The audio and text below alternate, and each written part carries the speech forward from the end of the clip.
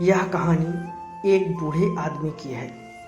ऐसा बूढ़ा आदमी जो अपने बुढ़ापे में अपने बेटी और बेटों के द्वारा ठुकराए जाने पर अपने लिए 2 वक्त की रोटी तक जुटाने में कठिनाई महसूस करता है। फिर भी वह हिम्मत करके होलसेल की दुकान से अपने पास पड़े चंद रुपयों की पेन खरीदता है और बस स्टॉप पर जाकर एक जगह बैठकर उन्हें बेचने की कोशिश करता है।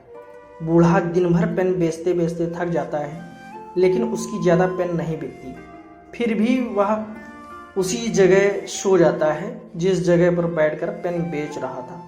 बूढ़ा जहाँ सोया था वहीं पर अपना पेन का कटोरा भी रखा होता है।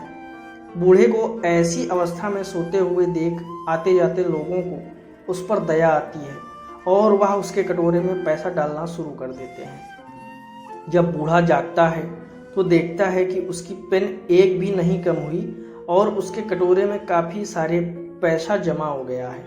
वह समझ जाता है कि लोगों ने उसको भीख देना शुरू कर दिया है।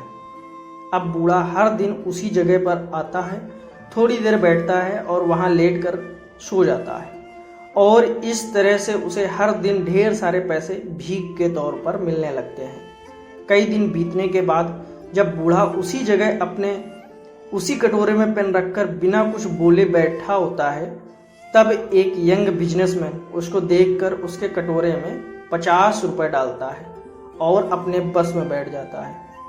कुछ सेकंड बाद उस बिजनेसमैन को क्या सोचता है पता नहीं कि वह बस से नीचे उतरता है, उस बूढ़े के पास आता है, उस कटोरे से कुछ पेन उठाता है और उसे कहता है कि इस पेन की कुछ कीमत है और मैं आपको कीमत देकर यह पेन ले रहा हूँ। आखिर आप भी एक बिजनेसमैन हैं और मैं भी। इतना कहकर वह फिर से अपने बस में बैठ जाता है और बस वहाँ से चली जाती है। उस यंग बिजनेसमैन की बातें जैसे बूढ़े के दिल में उतर जाती है।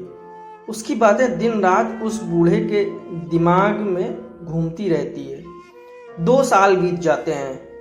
एक दिन वह यंग बिजनेसमैन एक जगह पर उस बूढ़े को दिखता है। बूढ़ा आदमी उसके पास जाता है और उसे कहता है, आपने मुझे पहचाना? शायद आप भूल गए होंगे, लेकिन मुझे आप अच्छे से याद हो। बिजनेसमैन कहता है, आपके याद दिलाने पर मुझे थोड़ा थोड़ा याद आ रहा है। शायद आप वही बूढ़े आदमी हैं जो कभी उस बस स्टॉप पर बैठकर भीख मांगा करते थे, लेकिन आज तो आपका अंदाज ही कुछ बदला हुआ है। आप सूट बूट में टाई पहनकर यहाँ क्या कर रहे हैं? बूढ़ा आदमी उस यंग बिजनेसमैन को धन्यवाद देते हुए कहता है कि आप नहीं जानते, आपने उस एक मुलाकात में मुझ पर कितना उपकार किया है। यंग बिजनेसमैन को कुछ समझ में नहीं आता, क्योंकि उसके हिसाब से उसने ऐसा कुछ नहीं किया था जिसके लिए उसे धन्यवाद दिया जाए। बूढ़ा आगे बताते हुए कहता है, मैं आपको पूरी बात बताता हूँ। उस दिन जब आपने मुझ पर दया ना दिखाते हुए अपने पैसों के बदले मेरे कटोरे से पेन उठाई और जो शब्द आपने मुझसे कहे कि पेन की भी कीमत है और आपकी तरह मैं भी एक व्यापारी, इन शब्दों ने मेरे दिल दिमाग पर आंदोलन कर दिया। उस दिन से मैं सोचने लगा कि मैं यह क्या कर रहा हूँ। मैंने जिंदगी भर कड़ी मेहनत करके अपना और अपने परिवार का पेट पाला था, तो फिर मैं इस उम्र में कैसे हार मान सकता हूँ।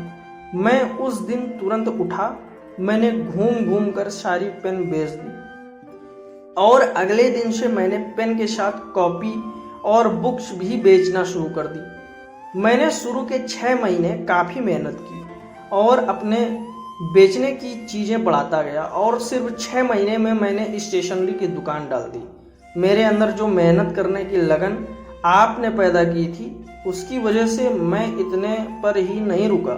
मैं स्टेशनरी में भी काफ़ी मेहनत करता था और मैंने कई सारी स्टेशनरियाँ खोल दी और आज मैं शहर का सबसे बड़ा स्टेशनरी का थोक व्यापारी हूँ। उस यंग बिजनेसमैन को उस बूढ़े आदमी की सफलता देखकर बहुत खुशी हुई।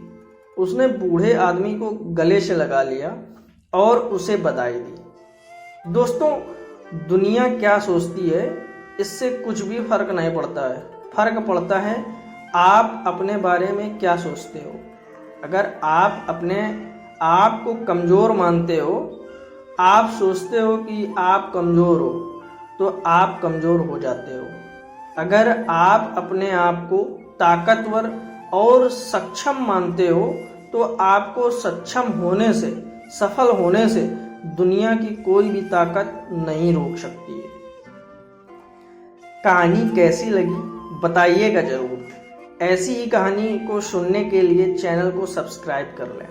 दोस्तों, चैनल पर अगर पहली बार आए हैं तो चैनल को सब्सक्राइब कर लें और आपको ये कहानी कैसी लगी है ये कमेंट में ज़रूर बताएं, शेयर भी कर दें।